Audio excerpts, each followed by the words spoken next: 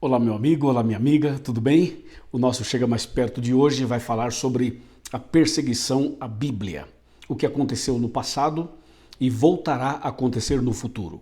Por isso, é um tema importante. Prepare o seu coração, pegue a sua Bíblia, coloque a sua atenção total aqui nesse vídeo e vamos juntos aprender mais um pouco sobre a poderosa Palavra de Deus e o que ela sofreu no passado e ainda no presente sofre um pouco, mas voltará a sofrer no futuro. Bom, o texto que eu vou usar para dar introdução a esse tema é Mateus capítulo 4. Aqui no capítulo 4, a partir do verso 1, fala que Jesus foi levado pelo Espírito ao deserto para ser tentado pelo diabo. No verso 2 fala que Jesus jejuou 40 dias e 40 noites e no final teve fome. No verso 3 fala, o tentador se aproximou e lhe disse, se és filho de Deus, manda que essas pedras se transformem em pães. Aí Jesus dá uma resposta ao inimigo que é impressionante. Verso 4, Jesus porém respondeu, está escrito, não só de pão viverá o homem, mas de toda a palavra que procede da boca de Deus. Aqui está um ponto muito interessante. Jesus, ele refuta a tentação do inimigo usando a Bíblia, quando diz está escrito. E ele então repreende o inimigo usando a palavra de Deus. Agora, preste atenção que na segunda tentação acontece algo bastante curioso. Vamos para o verso 5, que diz, então o diabo o levou à cidade santa e colocou-o sobre o pináculo do templo. E lhe disse, verso 6, se és filho de Deus, atira-te daqui abaixo, porque está escrito, aos seus anjos ordenará a teu respeito que te guardem, para que te guardem, e eles te sustentarão nas suas mãos, para que não tropeces em alguma pedra. Isso é impressionante, você não acha? Veja que na segunda tentação, o inimigo usa a Bíblia para tentar Cristo. E ele cita um texto que está no Salmo 91, que é um salmo muito usado para fazer o exorcismo, para tirar o inimigo do corpo das pessoas. É ou não é? E aí o inimigo usa de forma até irônica o Salmo 91 para tentar Cristo Jesus. Veja que o inimigo usou a Bíblia para fazer isso. Muitas pessoas usam a Bíblia para tentar as outras pessoas, para criar uma situação de embate, para criar uma situação de oposição, para criar uma situação negativa. O inimigo fez isso aqui. Aí você vai para o verso 7 e diz assim, respondeu-lhe Jesus, também está escrito, não tentarás o Senhor teu Deus. Bom, se você continuar lendo o capítulo 4 de Mateus, até o verso 11, vai ver que Jesus continuou dizendo, está escrito até expulsar o inimigo definitivamente. Mas o inimigo, de forma bastante estranha, ele usa um texto bíblico para tentar o próprio Cristo. Bom, isso nos leva a uma reflexão bastante profunda. Sabe por quê? Porque a Bíblia Sagrada é a palavra de Deus, como temos visto nos últimos vídeos aqui no nosso canal, certo? Nós temos percebido também que esse livro, o Evangelho, tem poder para converter as pessoas, para iluminar o caminho delas, para conduzi-las pelo caminho certo. Então, o inimigo tem uma ira, uma raiva, um ódio deste livro. É por isso que é tão difícil parar tudo para estudar a Bíblia. É tão difícil se dedicar a um estudo profundo da Bíblia. Ir à igreja, parar um pouco, dedicar um tempo, é sempre uma luta, uma batalha, um grande conflito. Porque existe alguém que não quer que você e que eu e qualquer um de nós estudemos a Bíblia. Então, desde o começo, lá no Gênesis, se percebe claramente o inimigo tentando perseguir as palavras de Deus, adulterá-las, mudá-las e tentar dizer que Deus disse uma coisa quando ele na verdade não disse. Se você observar, por exemplo, lá em Gênesis capítulo 2, Gênesis 2, versos 16 e 17, a Bíblia fala que o Senhor Deus deu uma ordem para Adão e Eva, dizendo, de toda árvore do jardim comerás livremente. Olha a ordem, de toda árvore do jardim comerás livremente, de toda. Verso 17, mas da árvore do conhecimento do bem e do mal não comerás, porque no dia em que dela comeres certamente morrerás. Estas são as palavras de Deus, originais, integrais. Agora veja o inimigo, quando ele vai tentar a Eva, o que ele pergunta? A pergunta dele já é capciosa, já é uma pergunta que tenta deturpar as palavras de Deus. Quer ver? Gênesis 3, verso 1. Mas a serpente, mais sagaz que todos os animais selváticos que o Senhor Deus tinha feito, disse à mulher, é assim que Deus disse, não comereis de toda a árvore do jardim? Veja que a pergunta do inimigo usando a serpente para com a Eva é uma pergunta capciosa, é uma atitude ardilosa. Você viu que ele fala assim, é assim que Deus disse, não comereis toda a árvore do jardim? Claro que não, Deus não havia dito isso. Mas a pergunta do inimigo usando a cobra foi para provocar a Eva a abrir um diálogo com ele, com o inimigo.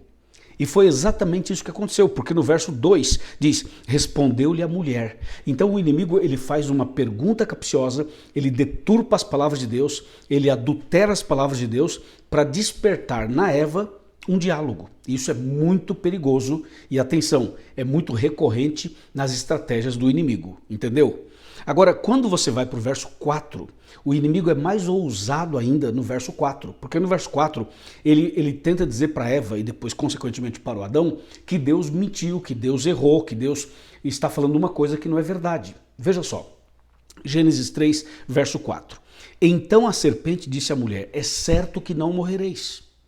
Então, primeiro ele faz uma pergunta capciosa, ardilosa, e tenta jogar a opinião de Deus contra o que a Eva estava sendo conduzida a fazer. No verso 4, o inimigo deixa bem claro assim, é certo, eu te garanto que você não vai morrer, pode comer do fruto proibido, pode pecar que não vai acontecer nada. Então o inimigo ele aí dá o golpe aqui no verso 4. Mas no verso 5, acontece algo muito delicado e perigoso. Olha só, porque Deus sabe que no dia em que desse fruto comerdes, se vos abrirão os olhos, e como Deus sereis conhecedores do bem e do mal. No verso 5, o inimigo passa para Eva o sonho do coração dele, que está lá em Isaías 14, de 12 a 14. Ele fala assim, sabe Eva, por que Deus não quer que você coma? Porque Deus sabe que se você comer desse fruto, os seus olhos irão se abrir e você vai ser como Deus, sabendo o bem e o mal. Então ele joga essa semente no coração da Eva, para que a Eva possa então desejar ser igual a Deus. Então esse capítulo 3 é uma sequência, uma sucessão de armadilhas para levar a nossa primeira mãe, o nosso primeiro pai, ao pecado. E de fato conseguiu, o homem pecou.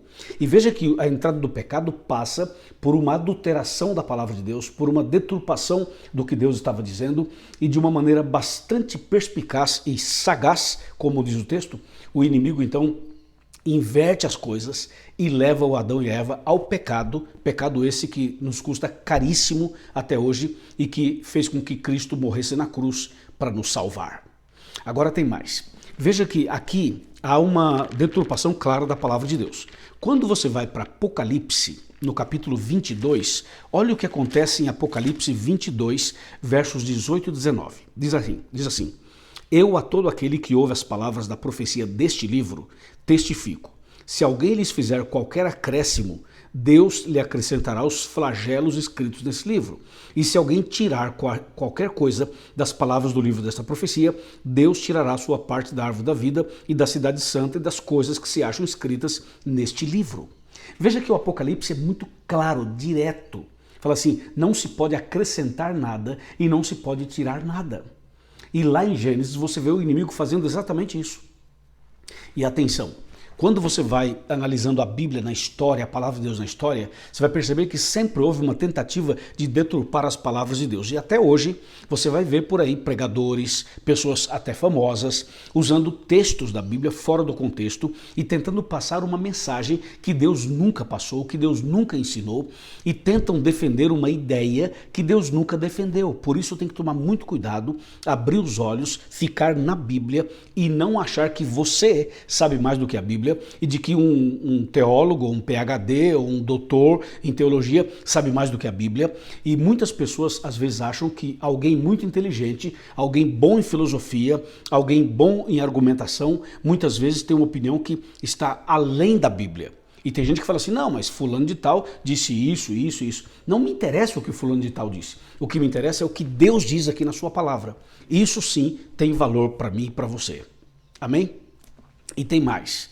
Observe, quando a gente vai para a Idade Média, por exemplo, especialmente o período do ano 538 a 1798, depois de Cristo, os 1260 anos de Idade Média, Idade Escura, etc., conforme o próprio Apocalipse 12, 6 menciona, e também Apocalipse 13, versos 4 e 5 menciona, e Daniel 7, 25 e Daniel 8, verso 12, Esses são textos que falam do mesmo período. Ou seja, a igreja seria perseguida e ela fugiria para o deserto. O inimigo estaria irado contra os que guardam os mandamentos de Deus e tem o testemunho de Jesus. Apocalipse 12, 17. Então, essa perseguição que houve na Idade Média foi uma perseguição terrível, onde misturava política com religião, religião com política. E a Bíblia foi queimada, foi rejeitada, foi pisada. A tentativa do inimigo era acabar com a Bíblia. Mas isso é impossível, porque é a palavra de Deus e Deus é quem dita as regras, não é o inimigo. Mas que a Bíblia sofreu uma terrível perseguição, sofreu. E se você vai para Apocalipse capítulo 11, Apocalipse capítulo 11, e você analisa, não é o caso da nossa mensagem de hoje, mas se você vai para Apocalipse 11, do verso 3 em diante, fala sobre as duas testemunhas. Essas duas testemunhas vestidas de pano de saco são o Velho e o Novo Testamento. Essas duas testemunhas que passariam por uma pressão, perseguição e tudo mais, aconteceu na Idade Média, especialmente na França, com o crescimento do ateísmo. Então a Bíblia foi realmente totalmente rejeitada pelas pessoas. E de fato, se você analisar bem, a tentativa em mexer nos textos da Bíblia, essas tentativas continuam até hoje. Mas o fato é que quanto mais as pessoas tentam silenciar a palavra de Deus, menos sucesso elas terão. Porque a Bíblia Sagrada, quanto mais ela for perseguida, mais ela se cumprirá e mais a palavra de Deus irá sobressair. Por isso, hoje eu quero dizer para você, nós temos hoje a Bíblia em alta. As sociedades bíblicas, as editoras no mundo inteiro produzem centenas, milhares, milhões de Bíblias no mundo inteiro. Hoje nós temos a Bíblia traduzida nas principais línguas e dialetos do mundo.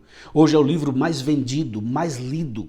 Todo mundo, força de expressão, né? Quase todo mundo tem um exemplar em casa. E com certeza absoluta, esse livro, se é odiado pelo inimigo, é porque tem bênçãos nele para você e para mim. Atenção! Hoje a estratégia não é queimar a Bíblia. Hoje a estratégia não é perseguir o livro em si diretamente como no passado. A estratégia hoje é usar o texto fora do contexto. Essa é a estratégia hoje. Por isso tem que tomar muito cuidado. Essa quantidade enorme de denominações, essa quantidade enorme de religiões revelam exatamente isso. São pessoas que leem o mesmo texto e têm uma interpretação particular. E por isso que nós precisamos estudar a Bíblia corretamente, o seu texto dentro do seu contexto. É assim que Deus espera de cada um de nós. Lâmpada para os meus pés é a tua palavra e luz para os meus caminhos. Guarde a palavra do coração para não pecar contra Deus. Sejamos fiéis a Deus conforme a sua palavra para não andarmos por caminhos tortuosos. Seguir a Bíblia, obedecer o que está escrito nela, é construir a casa na rocha e não na areia.